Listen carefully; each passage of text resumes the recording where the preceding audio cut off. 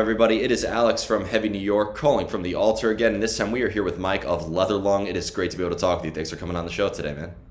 Dude, very fucking happy to be here. Good Yeah, to see you, Alex. yeah, good to see you as well, man. With this new album, Graveside Grin, coming out, was there sort of like a vision that you had in mind behind it? Because I know that you put Dive Bar Devil out, the EP, out 2 years ago. So with that EP, was that meant to kind of serve as like the preview or sort of like the trailer to what we would get on Graveside Grin, or is that just I a think it, completely yes. separate thing? And Yep. this is Exactly. I think you're right. We want basically, not to nobody wants to talk about COVID anymore, and I don't want to either, but we wrote that during COVID because we wanted to just make sure that we weren't sitting on our hands. We wanted to keep shit going, make sure that we came out of COVID with something. We wanted to feel like we utilized that time properly. So that was why we were anxious to get the Dive Bar Devil out. Only three songs, like little mixtape, but just to be like, hey, we're still doing stuff. We haven't stopped. We're moving. And just with Graveside Grin, we brought on a fifth member, and that just really like accelerated our writing and everything. And that's what we brought on the fifth member during COVID. We just wanted to come out of we wanted to come out bigger, stronger, better in every way that we could. We thought adding a fifth member on lead guitar would just really ramp up our sound. And the person that we chose to work with is our buddy Greg, who's a longtime friend of ours. It was a perfect fit, and basically him joining accelerated everything. Accelerated the time that we were spending in the space, the amount that we were writing. We had never gone to the studio with more material than would even be allowed to be on the record. That's like a total first for us. So I think like Graveside Grin is just a testament to us uh, adding a fifth member and just being super charged to utilize this new person we had working with us, and just getting after what we've always been getting after, but like at a much uh, more accelerated rate, I guess. Yeah, we've never been able to write as much and at this quality like in our career up until this point. So yeah. yeah.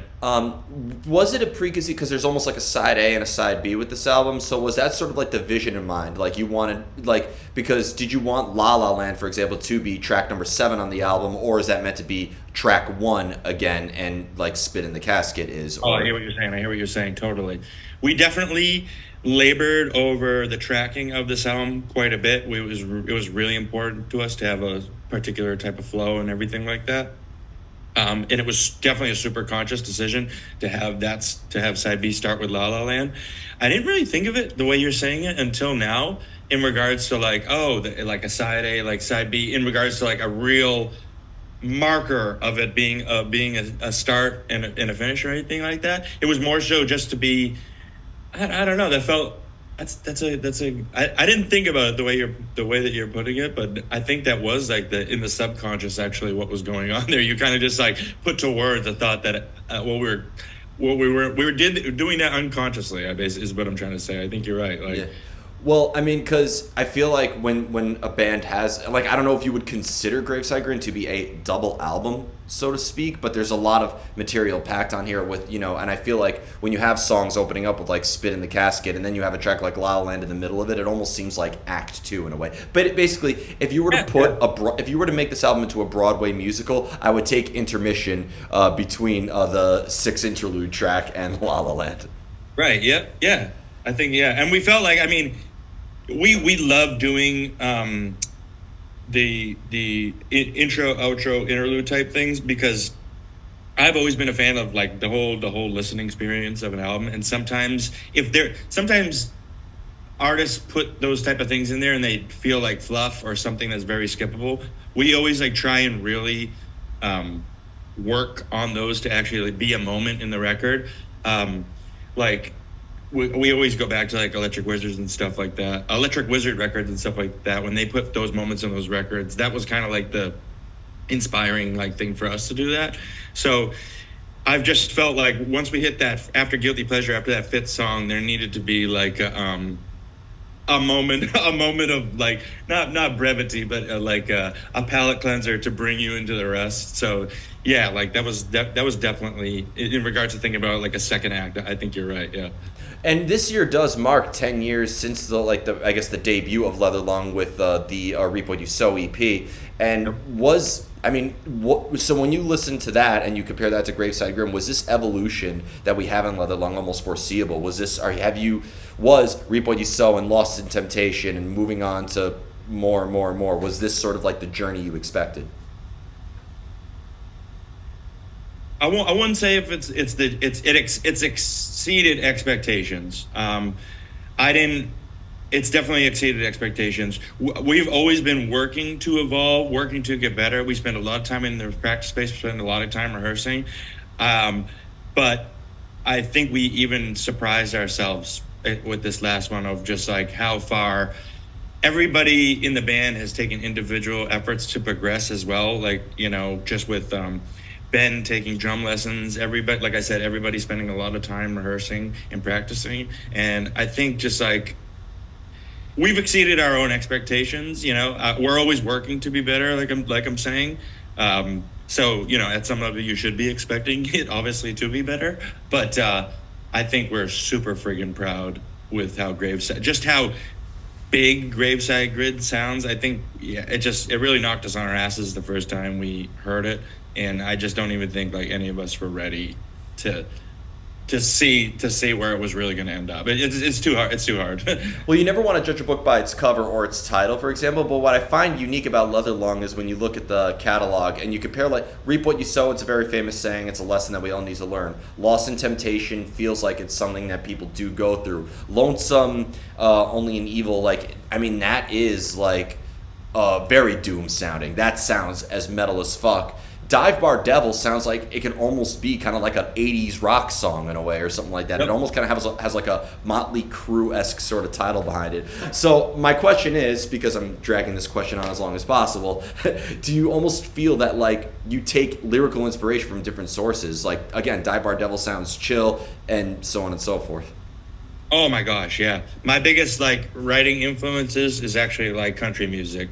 I grew up on like all the old names that you've heard a million times, Johnny Paycheck, David Unco, Waylon Jennings, Willie Nelson, Loretta Lynn, Patsy Cline, all the way up until I'm a huge fan of even all the shit from the 90s, Alan Jackson, George Strait, Shania Twain. I love music that makes you get hyped, get rowdy, want to party, like has that vibe.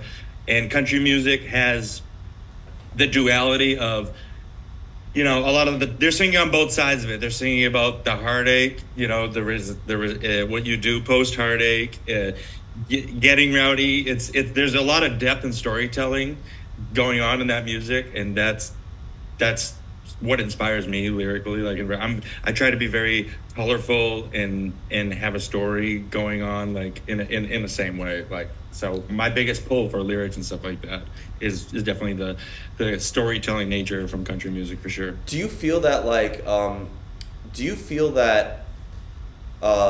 lyrics or like a lyrical idea could help dictate the music itself, or have you always needed to have like a music or EP before you could come up with lyrics or a concept or even a title? It goes both ways with us. For instance, with Spit in the Casket, I had that title and I had like a good foundation of some lyrics that I wanted to use with it. So when I came to the boys, I was like, hey, like I have this song, I want it to be, heavy in this way. I knew that the vibe of what I wanted for the vibe of the song, basically, and what I wanted to get out of the riffs and the tone of it.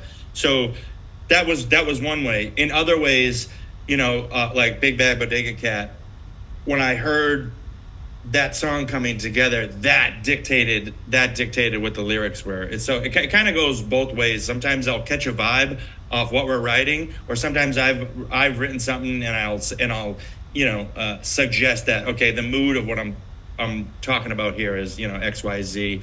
Can this color the riffs in this way? You know what I mean? It goes back and forth.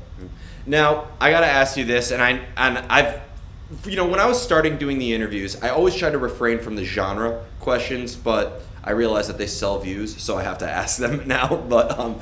And it's to the point now where you can't get away from asking Oh it. yeah, no, I get it. But if I asked a lot of people, like the nerds, how they describe leather lung, they would call you stoner doom or stoner metal or doom metal. Stoner metal and doom metal I find really fascinating because one, what does stoner metal mean? Metal you get stoned to? Because I've gotten stoned listening to Under Oath, and I've gotten stoned listening to Disturbed, and I've gotten stoned listening to Sleep. So Right. you could get Yep. stoned to any type of metal.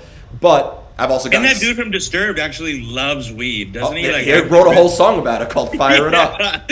Yeah. Like- So they're pretty fucking stoner metal. Oh, pretty you know? much. Yep, they're stoner new stoner metal. But and I never even considered them new metal to begin with. But that's a conversation for another day. But like then they've also called you doom metal. But Yob has been considered doom, and Catatonia has been considered doom, and they sound nothing like each other. So going to the stoner and doom, really the way I describe Leather Lung, you guys sound like a St. Vitus band. You sound like a band that would play at St. Vitus. I put you there with Baroness, Pallbearer, Yob, Bellwitch, like a lot of those like doom stoner bands. So stoner doom, give me your perspective on such. I mean, you definitely. You said a lot of great things that I agree with. The biggest thing, the overarching thing, is that like genre names and stuff like that, they can muddy the waters, and they can also be helpful because, like you said, you just compared like okay, Yob, Catatonia, like they're both doom metal, but like what outside of like them being both sonically heavy bands, like why do they get the doom moniker? 11 and a is half that minute helpful songs. to a fan? Like, you know what I mean? I don't know. It's I think at one point, especially when the genre names first started coming about, like those ones in particular, stoner metal and new metal, maybe they were a bit more helpful because, okay, if you're coming out of a period where thrash is very heavy, so we're talking like right in the beginnings of, we'll say like Saint Vitus and Cathedral and Trouble. We'll say that those are like the preeminent doom bands, right? So maybe at the time of that, we're talking again late 80s, early 90s. So the dominating shit is thrash metal, death metal, stuff like that. So maybe at that time having something called doom metal, okay, that was a maybe an easier way to distinctly separate it from thrash metal, distinctly separate it from death metal or whatever. It's like, okay, maybe I get it. It was a little bit more helpful. But now today, in the saturation of things, those terms, doom metal, stoner, they just don't really mean much to me. Yeah. They don't mean much to me. Like they did at one point, but People call Black Sabbath stoner metal now, and I see like a lot of like elements that I would see in like a Sleep, for example, in Black Sabbath. So, Right. but they were never calling it stoner metal back then. People call Iron Maiden power metal now, but they weren't calling that when they started. So, right, yep, right. And by the way, Go ahead. oh no, go ahead. Before it was going to be a new topic, so go ahead. Oh yeah, no, the genre thing. It's like I'm an absolute music nerd. So, when I'm describing a friend of my band, oh, this shit is like it's a blackened kind of crusty thrash thing. Yeah, I use these terms to like help get the point across. But like it always ends up being a limiting thing. Like it's never. Like you said, because the oversaturation and how I think I'm pretty sure it was Lane Staley. I was watching this interview, Lane Staley, Alice in Chains, and he was talking about getting pinned in the similar thing with grunge, like the label grunge, and he was just like, what do like Soundgarden, Nirvana, and he was just listing off like all these bands. He's like, what do they, how much do they actually sound alike, and they're all like kind of pinned under this one label, and it is just one of those things where the genre thing is always going to be it's always going to go both ways. It's going to be as helpful as it is. It's also such a limiting thing. Sorry, Yeah. I'm so wordy. My apologies. I appreciate it. Nothing is worse than doing an interview, like being like a minute and a half into the interview, and I'm already asking like my fifth question. So I appreciate it. But I've noticed a typo negative tattoo. So oh yeah, fuck yeah, dude. So what's your favorite? Because they've been considered gothic doom in that regard Yep. too. But what is your favorite typo negative album? And this has changed over the years, but I would say over the last 3 years, it's been Dead Again. Really? Oh, you know what Yeah. I've said? Consider that album. especially the title track, to be the forgotten sequel to Slow, Deep, and Hard. Dude, for real, for real. Like I think this October I probably listened to Prophet of Doom like an innumerable amount of times. Like seriously, like I just I've been I'll always love the classics. I'm always going to go back to Bloody Kisses. Always going to go back to Over Rust. Those are just staples, always. But you know, like I said, over the last 3 years, I've just been playing that record so heavy, and I don't know if part of it was because it wasn't on Spotify for quite some time, so it was just a record that I also was keeping on my phone. So it was just, it was, I don't know if it was just like always, you know, readily available, but I've just, and it was just, it's just one of those things when you've been into a band for so long. It's nice when you have those moments where you like rediscover moments in their discography that you paid less attention to, or you just needed to digest again at an older age. You know what I'm saying? No. Like, and that's where I felt like the first time I hit Dead Again, it didn't hit me like it hit me, you know, or as it did recently. And I don't know, that one's just been on. That one's been on repeat. Life is Killing Me is my favorite album by them. So I mean, I know it's a lot of it's sacrilege if Bloody Kisses or October Rust or even Slow, Deep, and Hard is not in your top, but Life is Killing Me. I Don't Want to Be Me, I think, is one of the best songs ever made. We Were Totally. Electrocute is my favorite Typo song. The Dream Is Dead is incredible. If that abbreviated word, if you don't kill me, I'm gonna have to kill you, or something like that. Oh, Like everything Right? about that album is flawless. I was watching on the Life is Killing Me topic. I was watching an interview this recent Halloween, because that's why in October my YouTube is literally just binging fucking Typo shit, watching the fucking After Dark, you know. But I was for Life is Killing Me, and that's where they have the music video where the guys like dancing around in drag and stuff like that as well. Yeah. Or is that I Don't Want to Be Me? That was the music video for I Don't Want to Be Me. I don't want to be me. And that song is, I guess, the band was giving Peter crap. Kenny told me that story. Kenny challenged Peter. I bet you There can't you go. write a simple song. Yeah. Excuse me. And Peter was like, oh yeah, well, watch me. And That's the story I was going to tell. Yeah, I'm glad that you know that moment, because Yeah. when I found that out, I was like, oh, that's so great. Of course. But I don't think I think they have made even though it's a cover, Cinnamon Girl was very simple. Right. And God, what other song did they have before that? There was one other song that they did. Everything Dies without the long introduction to it is also pretty simple. That has like a standard verse chorus song to it. Okay. Yeah, that's true. That's true. Yeah. So, But even so, like, it was definitely like, it stood out as a markedly short song for them. absolutely, but a fantastic song as well. Oh, goddamn right. Yep. Oh, yeah. Yep. And circling back to Leatherlung, I have two more questions for you. But with going back to Leatherlung, do you prefer going back to this whole style that you have and this whole stoner doom thing? Because I feel like when I listen to this music live, I feel like a live show for this sort of genre is always the best time. I just picture myself at St. Vitus. The smell of weed is everywhere. You're packed into this room. The bass and the distortion just echoes everywhere. It's really just an ultimate live experience. I enjoy listening to it too. I get that vibe when I listen to the album. But you are in your studio or in your practice space. How do you sort of replicate that atmosphere when writing these songs?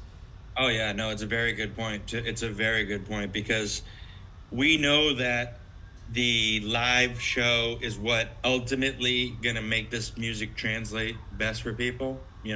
They can listen to the record, but we know that ultimately, like, once you see us on stage and see the whole thing come together, that's the oh shit, like, I fucking fully get this now, like, totally. I mean, maybe some people get that without that, but I based on hearing people's response to it and how I personally feel, I know that the live thing resonates most. So that being said, we're extremely conscious about that when we're going in to record. All other records previously we've recorded live. So, like, as opposed to doing track by track, everybody. So you did your EPs GNR Live style. Yeah, exactly. Yeah, exactly. So this actually on Graveside was the first time we didn't go that route, and it was only just because the amount of material we had, and just to actually like not make our engineer or producer like lose his goddamn mind. But it is something. I say all this to say that like we were still very conscious of like, all right, let's not get too in the weeds here. Let's focus on like this needs to sound as rowdy and as hard as possible, because we want people to feel like they're getting as close to a live experience as they can. Obviously it'll never be that, but we want that emotion to be coming across in the way we're playing, in the way we sound. Everything's got to have that tenacity and energy. Otherwise, this is going to fall so goddamn short. So that's definitely like the pep talk and coaching that's going on in the studio.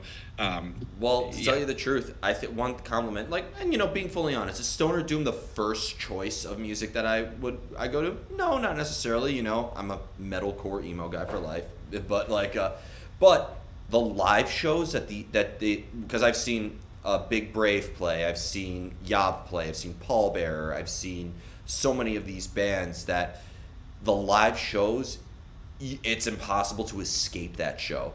There have been times where I would go to that show and I'm going into the show thinking, okay, well, I'm kind of I got to wake up early tomorrow, so I maybe leave halfway. You can't. I don't know what it is, but there is like a quicksand effect into those shows on how you pull people in and create an atmosphere that you can't escape from. So I think you succeed with that in this album.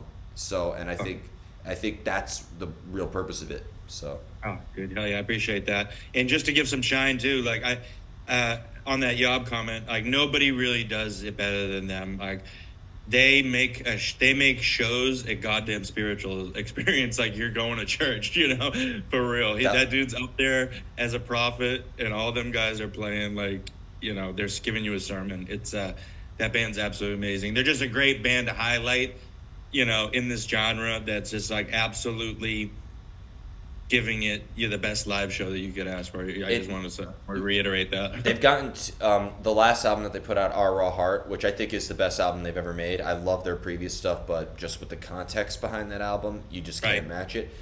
Mm-hmm. It was the one time, I remember I was just starting this channel at the time and I was still doing reviews, and it was the first time I actually had to pause the record and come back to it because it was hitting so heavily hard for me that you couldn't handle it. It was the most emotionally driven album I've ever heard in my life. Yep. And fucking right, dude. That's the type of music they fucking pull off, for real. Yeah, but I would love to see a Yob Leatherlung show. That would be a fantastic show. Us too. Yeah. Us too. So before we go, I want to thank you so much for your time, and most of all, thank you for a fantastic album. Is there just anything else with the release of Graveside Grin you'd like to promote in terms of upcoming shows, or what else we could be expecting in the future? Well, we got some shows coming up in April. We're going to be playing April 20th at this Hop Smoker Fest in Braintree, Massachusetts, at this brewery called Widowmaker Brewery. I'm getting high thinking about that show. What's that? I'm getting high as you promote that show. Just fuck yeah, dude. You played 420 at that place. Dude, right? It's a 2-day fest. Acid Witch is headlining our day. And then the second day, it's Ruby the Hatchet and Summoner are headlining. There's also a great slew of local bands. I love Ruby the Hatchet. That's April 20th. And then on April 27th, the following weekend, we'll be down in Baltimore playing Grim Reefer Fest. And Weed Eater, Left Lane Cruiser, a bunch of really good bands, East Coast. And then in July, we're going to be going on tour all down the Southeast, getting down to Atlanta, coming back up. It's going to be the all Southeast, and that's going to be getting announced very soon. So hell yeah. Basically, yeah. What I gotta say is, you heard all that, but if you like anything regarding Leatherlung, go follow us on Instagram. Go listen to the Spotify. Give us the fucking plays. That's a huge metrics today. I know Spotify's the fucking demon devil or whatever, but give us the fucking plays. It helps. And go check out, we made some really cool music videos for this album. I encourage everybody to go check them out. And if you see us coming to your town, fucking come through. Come say what up. We'll come smoke weed with you out in the back. We'll shotgun a beer with you. Let's fucking hang out. Hell yeah. Well, thank you so much, everybody. We are here with Leatherlung, Graveside Grin. Be sure to check that out on Magnetic Eye Records. This is Alex from Heavy New York, and we will see you next time. Fucking cheers.